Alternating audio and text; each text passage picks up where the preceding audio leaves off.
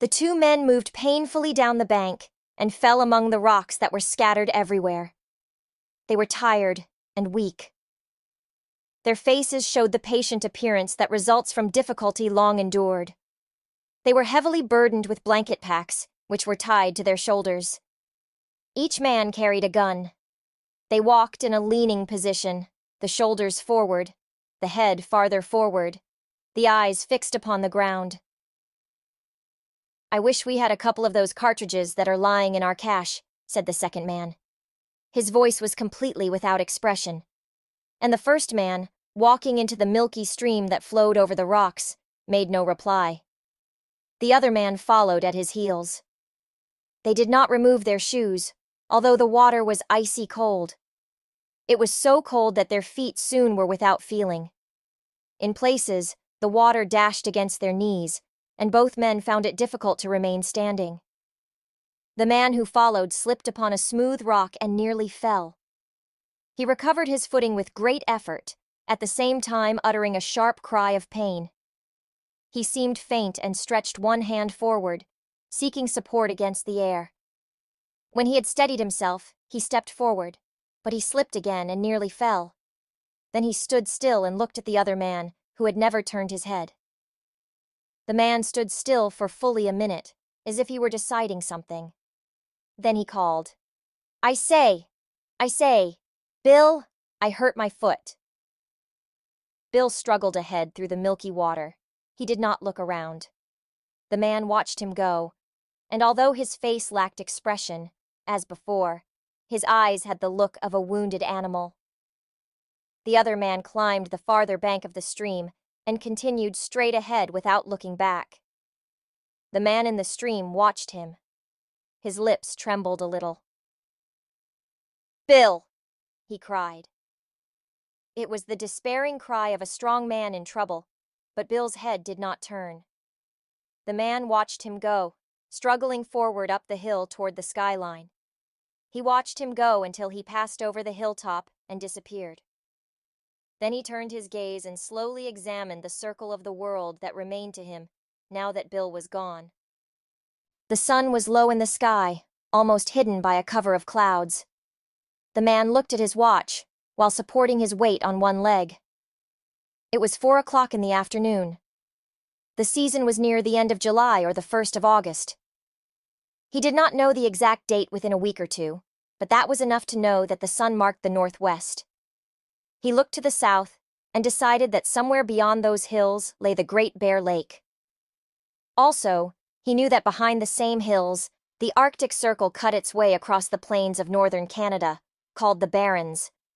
This stream in which he stood flowed into the Coppermine River, which in turn flowed north and emptied into the Arctic Ocean. He had never been there, but he had seen it once on a map. Again his gaze completed the circle of the world about him. It was not a cheerful sight. Everywhere was soft skyline. The hills were all low-lying. There were no trees, no grasses. There was nothing but a vast emptiness that brought fear into his eyes. "Bill," he whispered, once and twice. "Bill."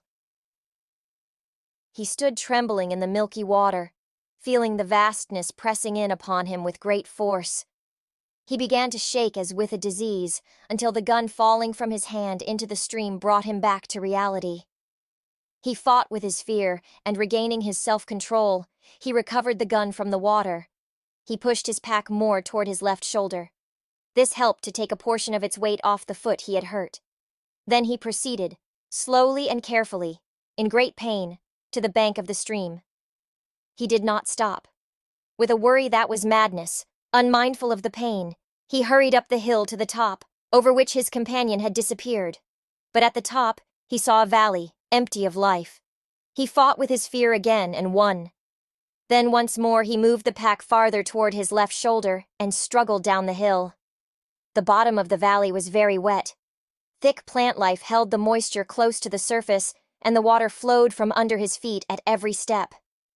He picked his way carefully across the valley and followed the other man's footsteps along the rocks which made small islands in the sea of wet plant life.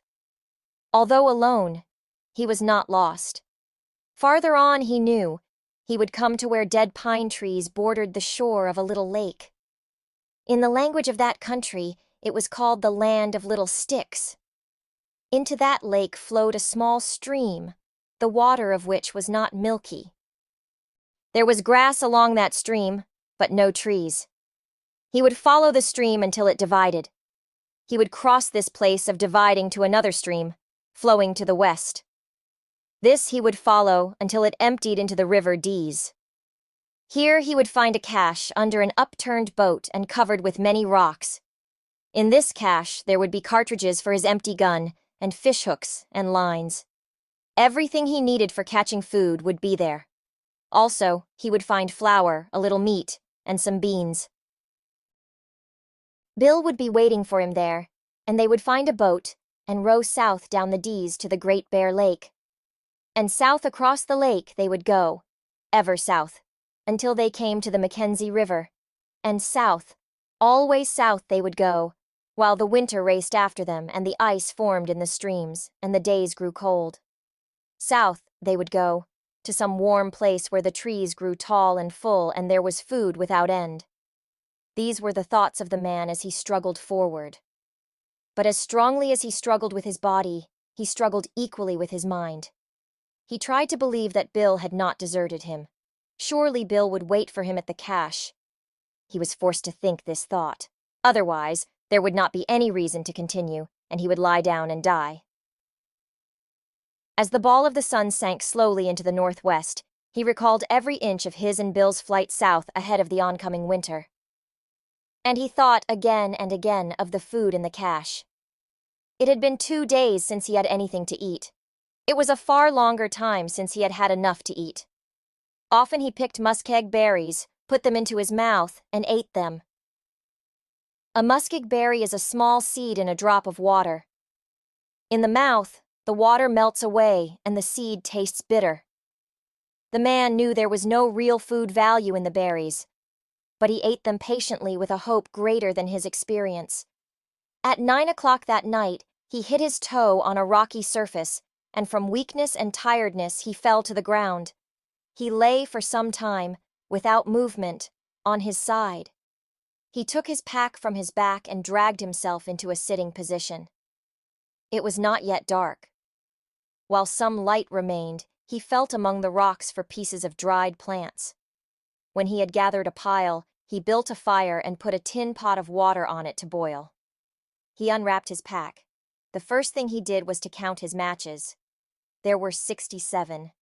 He counted them 3 times to be sure.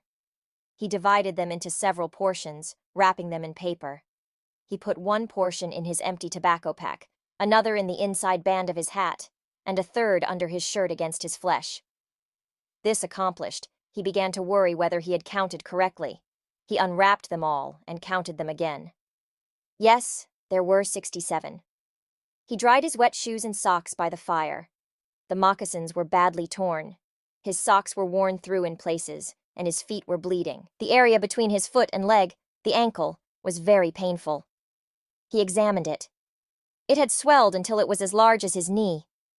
He cut a long strip from one of his 2 blankets and bound the ankle tightly. He cut other strips and bound them about his feet to serve both for moccasins and socks.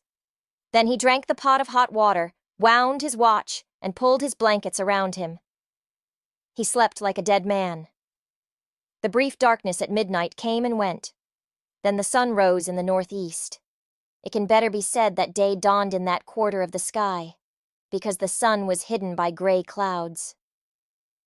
At 6 o'clock in the morning he waked, quietly lying on his back. He gazed straight up into the gray sky and knew that he was hungry. As he lifted himself on his elbow, he was frightened by a loud noise. There was a caribou looking at him curiously. The animal was not more than 50 feet away, and instantly, into the man's mind, came the picture of caribou meat cooking over a fire. From habit, he reached for the empty gun and aimed it. The caribou leaped away and disappeared across the rocks.